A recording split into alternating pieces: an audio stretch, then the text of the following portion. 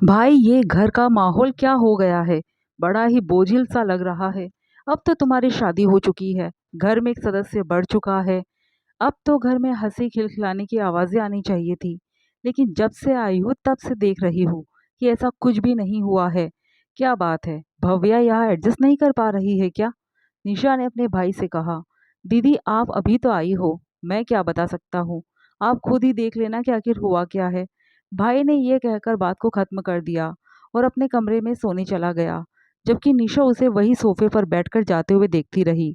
निशा अपने मायके आई हुई थी। अपने भाई की शादी में ज़्यादा दिन रुक नहीं पाई थी, इसलिए अपनी भाभी से ज़्यादा घुल मिल भी नहीं पाई थी। भव्या के माता पिता नहीं थे।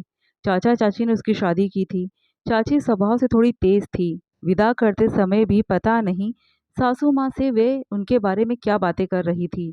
दोनों की खुसुर फुसुर देखकर तो तब सब लोग हैरान थे। खैर अब जब निशा को मौका मिला तो कुछ दिनों आराम से यहाँ रुकने के लिए आई थी। निशा सोचती थी कि उसकी माँ से बेहतर कोई सास बन ही नहीं सकता। घर का माहौल तो अब बहुत खुशनुमा हो चुका होगा, पर यहाँ आकर देखा तो यहाँ का तो मंजर ही कुछ और था। माँ सास तो बनी पर टिपिकल सास। माँ की बातों को सुन सुनकर निशा हैरान परेशान थी। यकीन ही नहीं हो रहा था कि ये ऐसी भी हो सकती है। बहू भव्या के किसी भी काम से वो खुशी नहीं होती।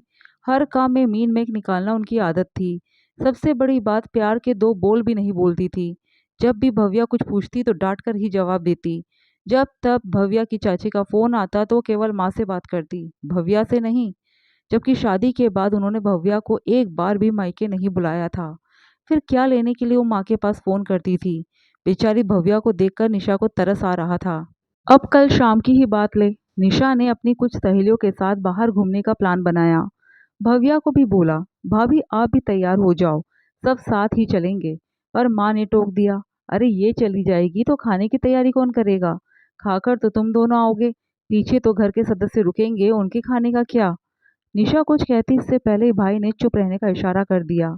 वो तो सोचकर हैरान थी कि सिर्फ 3 लोगों का खाना ही तो बनाना था। माँ पापा और भाई का। इतना सा तो माँ ही बना सकती थी, क्योंकि निशा और भव्या तो बाहर खाकर आती। और वैसे भी भव्या कहाँ बाहर जा पाती थी।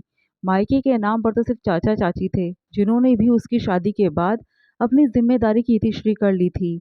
और माँ का व्यवहार देखकर किसी भी तरह से लग नहीं रहा था कि वो भाई के साथ ही उसे भेजती होगी। खैर आज सुबह नाश्ते में भव्या ने साउथ इंडियन नाश्ता तैयार किया। जब सब लोग खाना खाने बैठे तो भव्या ने परोसना शुरू किया। अभी परोस ही रही थी कि माँ ने चिल्लाना शुरू कर दिया, ये क्या है, तुमने नारियल की चटनी में राई का छौंकन लगा दिया? इस घर में कोई भी राई डली नारियल की चटनी नहीं खाता। मुझे पता नहीं था मम्मी जी। भव्या के हाथ तो खाना परोसते परोसते ही रुक गए। तुम्हें कुछ पता नहीं था तो पूछ तो सकती थी, बस अपनी मर्जी चलाए जा रही हो। नारियल की चटनी में राई का छोंक तो नॉर्मल सी बात है, इसलिए मैंने पूछा नहीं। भव्या ने नजरें नीचे कर कहा। हाँ अब तुम ही मालकिन बन जाओ इस घर की। हमारी तो कोई जरूरत ही नहीं है इस घर में, जो जब देखो अपनी मनमानी करने लग जाती हो। बिना डांट के तो कोई काम ढंग से होता नहीं तुमसे। माँ भव्या को प्यार से भी तो समझा सकती हो, उसे नहीं पता था तो? भाई अपनी बात पूरी भी नहीं कर पाया कि माँ ने बीच में ही कहा, शादी हुए अभी 3 महीने भी नहीं हुए, आते ही बीवी का हो गया। अपनी माँ में ही कमी नजर आ रही तुझे? इसका पक्ष ले रहा है जो गलती कर रही है। माँ की बात सुन निशा हैरान थी, और अब उसे समझ में आ गया था कि भाई ने निशा को कल शाम को इशारा करके चुप रहने को क्यों कहा था।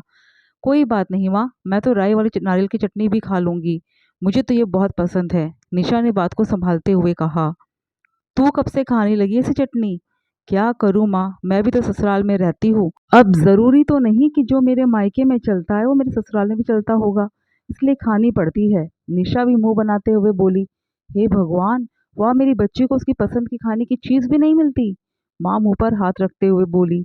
अब माँ वो मेरा ससुराल है, वहाँ तो उनके हिसाब से ही सब काम होगा ना। ससुराल है तो क्या हुआ, सुनाने के लिए है। काम सारा बहू करे और पसंद ससुराल वालों की, उसके बाद भी बहू की तारीफ नहीं होती। मेरी बेटी सुबह से शाम तक लगी रहती है, लेकिन फिर भी उन लोगों से कद्र नहीं होती। कितनी मेहनत करती है वो, पर कम से कम खाना तो उसकी पसंद का होना चाहिए। माँ बोलने को तो बोल गई, पर फिर ध्यान आया कि भव्या भी वहीं पर है, इसलिए बोलते बोलते चुप हो गई। क्या माँ, आपको किसने कहा कि मेरी तारीफ नहीं होती? हर बहू की तारीफ होती है, बस फर्क इतना है कि ससुराल में ना होकर के उसके मायके में होती है। निशा ने हंसते हुए कहा। अच्छा, वो कैसे? अब देखो, मेरे ससुराल में मेरी तारीफ नहीं होती, लेकिन मेरे मायके में तुम हमेशा मेरी तारीफ करती रहती हो, जबकि मैं तो यहाँ आने के बाद कोई काम भी नहीं करती। उसी तरह भाभी भी सुबह से लगी रहती है, लेकिन मजाल कि आप उनकी तारीफ करती हो, पर उनकी तारीफ उनके मायके में। जैसे ही याद आया कि भाभी के मम्मी पापा तो है ही नहीं, तो अचानक बोलते बोलते निशा चुप हो गई। माँ, भाभी की तारीफ कौन करता होगा?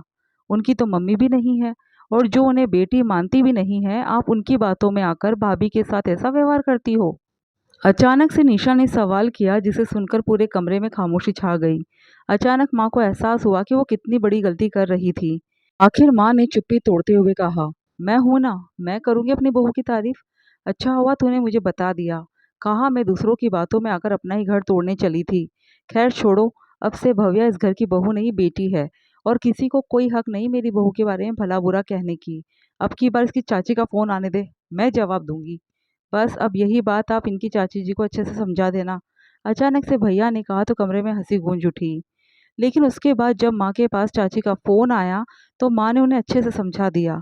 अब समझाया क्या था वो तो पता नहीं, लेकिन उसके बाद उनका फोन दोबारा कभी नहीं आया।